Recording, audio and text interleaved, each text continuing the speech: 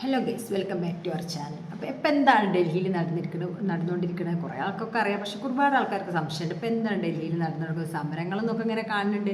പിന്നെന്താ പോലീസിൻ്റെതോ ലാത്തി ചാർജ് അങ്ങനെയൊക്കെ ഒരുപാട് ഇങ്ങനെ വീഡിയോസുകളൊക്കെ ഇൻസ്റ്റയിലും ഫേസ്ബുക്കിലൊക്കെ ഇങ്ങനെ കാണുമ്പോഴേ ഇതെന്താന്നുള്ള ഡീപ്പായിട്ട് ഒരുപാട് പേർക്ക് അറിയുന്നുണ്ട്. അപ്പോൾ അതിനെക്കുറിച്ച് എന്താണെന്നുള്ളത് ഞാൻ പറഞ്ഞുതരാം കേട്ടോ.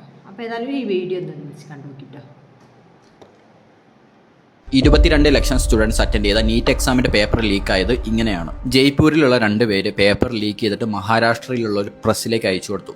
ആ പ്രസ്സിൽ വർക്ക് ചെയ്തുകൊണ്ടിരുന്ന ഒരാൾ ആരും അറിയാണ്ട് സീക്രട്ടായിട്ട് ജയ്പൂരിലുള്ള വേറെ 2 പേർക്ക് ആ പേപ്പറിന്റെ കോപ്പി സെൻഡ് ചെയ്ത് കൊടുത്തു. ജയ്പൂരിൽ നിന്നും ആ പേപ്പർ പോകുന്നത് ഹരിയാനയിൽ വർക്ക് ചെയ്യുന്ന ഇതിന്റെ മിഡിൽ മാൻ ആയിട്ടുള്ള ഡോക്ടറിന്റെ അടുത്തേക്കാണ്.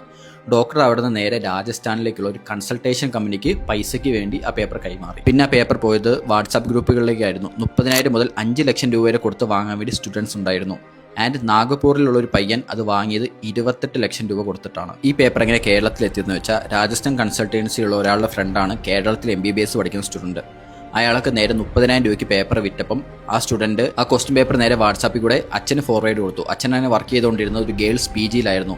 അച്ഛനാണെങ്കിൽ ആ PGയിലുള്ള സ്റ്റുഡൻസിനെല്ലാം പേപ്പർ കൈമാറി. ഈ കാര്യങ്ങളെല്ലാം സംഭവിക്കുന്നത് എക്സാമിന്റെ തലേദിവസം, അതായത് മെയ് 2-ാം തീയതിയാണ്. എക്സാം കഴിഞ്ഞ് ഈ വൈറലായ പേപ്പറും ഒറിജിനൽ പേപ്പറും കൂടി കമ്പയർ ചെയ്ത കോച്ചിങ് ടീച്ചറാണ് ഈ കാര്യം ശ്രദ്ധിച്ചത്. ക്വസ്റ്റ്യൻ പേപ്പേഴ്സ് ഓൾമോസ്റ്റ് സെയിം ആയിരുന്നു എന്ന് മാത്രമല്ല 90ഓളം ബയോളജി ക്വസ്റ്റ്യൻസും 45ഓളം കെമിസ്ട്രി ക്വസ്റ്റ്യൻസും സെയിം തന്നെയായിരുന്നു. പിന്നീട് അവർ പോലീസ് സ്റ്റേഷനിൽ കംപ്ലൈൻറ്റ് കൊടുക്കാൻ ചെന്നെങ്കിലും റൂമേഴ്സ് സ്പ്രെഡ് ആക്കരുതെന്ന് പറഞ്ഞ് അവരെ പുറത്താക്കി. പിന്നെ അവർ NTAക്ക് മെയിൽ അയക്കുകയും പിന്നീടാണ് ഈ കാര്യങ്ങളെല്ലാം പുറത്തു വരുന്നത്. ചുരുക്കി പറഞ്ഞ രാവും പകലും ഇല്ലാണ്ട് പഠിച്ച 22 ലക്ഷത്തോളം പിള്ളേരുടെ കഠിനാധ്വാനം ഫുള്ള് വേസ്റ്റായി. ഈ കാര്യങ്ങൾ ഏകദേശമൊക്കെ മനസ്സിലായല്ലോ എന്താന്നുള്ളത്. അപ്പം ഇപ്പം എന്താ പറയുക, നമ്മളെ VD Satheesan CM VD Satheesan സാറൊക്കെ പോയിക്കണം. അതേപോലെ വിജയ് സാറൊക്കെ കണ്ടിട്ടോ, വിജയ് ദളപതിയൊക്കെ കണ്ടിട്ടോ വീഡിയോസിലൊക്കെ കാണാൻ സാധിച്ചു.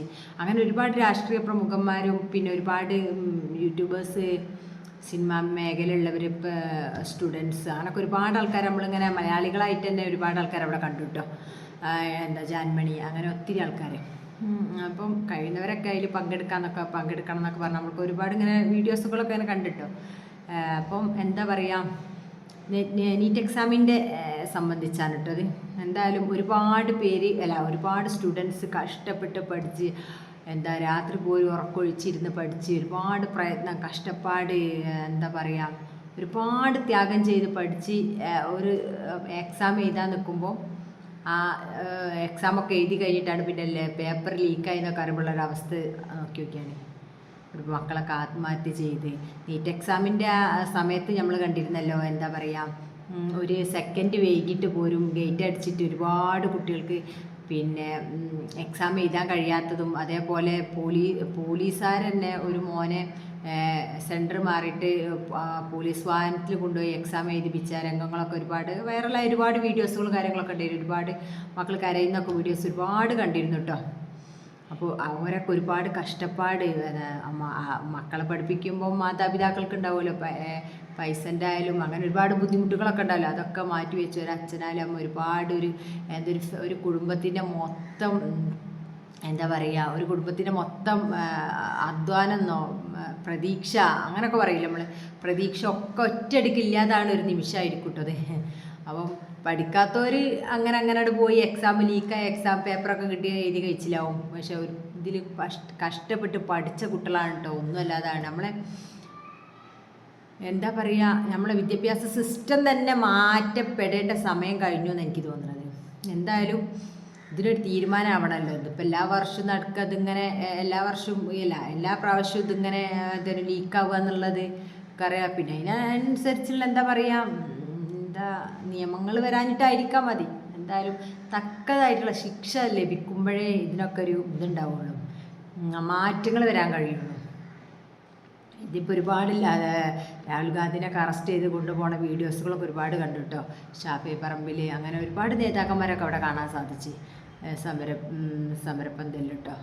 പിന്നെ ഒറ്റക്കെട്ടായി നിൽക്കാമെന്ന് മാത്രമേ ഇപ്പോൾ ഇതിനുള്ളത്. ഇപ്പോൾ രാഷ്ട്രീയം നോക്കേണ്ട കാര്യമോ പിന്നെ അങ്ങനൊന്നുമില്ല, വിദ്യാഭ്യാസത്തിൻ്റെ കാര്യമില്ല. അപ്പോൾ എല്ലാവരും ഒറ്റക്കെട്ടായി നിന്നാൽ നമുക്കിത് എന്താ പറയുക, ഇതിനൊരു തീരുമാനമാവും എന്നുള്ളതാണ്.